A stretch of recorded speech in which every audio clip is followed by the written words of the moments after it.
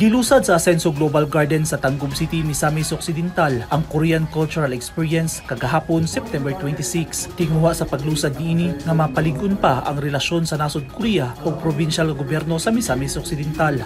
Nasayod man ta nga ang Panggilby Bridge dako kaayo og tipik nga kabahin nga naay maayong relasyon ang Republic of Korea ug ang ato ang provincial government sa Misamis Occidental. So with the leadership of our very hardworking governor, gituyo nato nga naagyod tong Korean cultural experience para mas mapalalong pagyod ang ato ang relasyon sa Republic of Korea nga dugay nang nasugdan from the very time nga gihimo ang Panggilby Bridge project.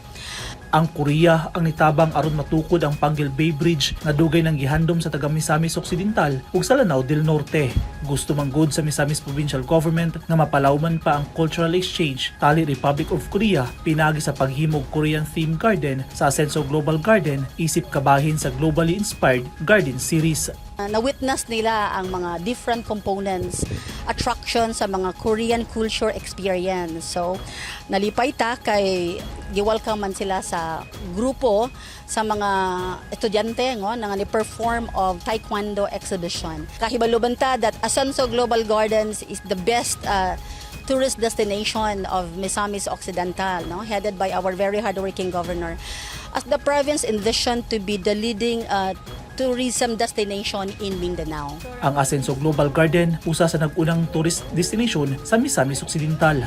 Part sa development plan sa atong Asenso Global Gardens is the establishment of globally themed gardens. Isa ana ang Korean inspired garden. So giuna nato, timing nato, giuna nato og lihok kaning Korean inspired garden with the hope na pagbisita sa atong mga Korean guests, mulapad pa ang pultahan nga mapalalong pa ang atong relasyon sa ilaha, nga kanimang kung atong gihimang Korean cultural experience, this could pave the way for tourism and cultural exchange between the province of Misamis Occidental and the Republic of Korea.